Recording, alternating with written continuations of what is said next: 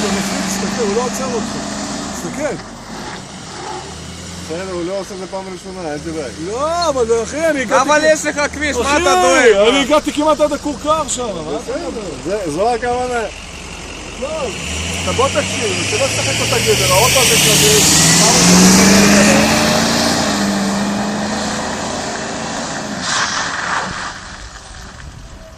תסתכל איפה עצר אותו ואיפה עצר אותנו. אבל תסתכל איפה עצר אותו ואיפה עצר אותנו. הוא מלמד אותך מה אתה עושה. אני הייתי נכנס אתה בשיחה. יותר מקצועי מאיתנו. יאללה. הנה, גם לא הוא עצר.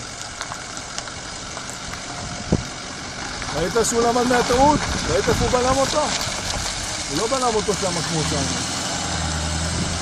הוא מורה טוב, אז זה. באמת מורה טוב.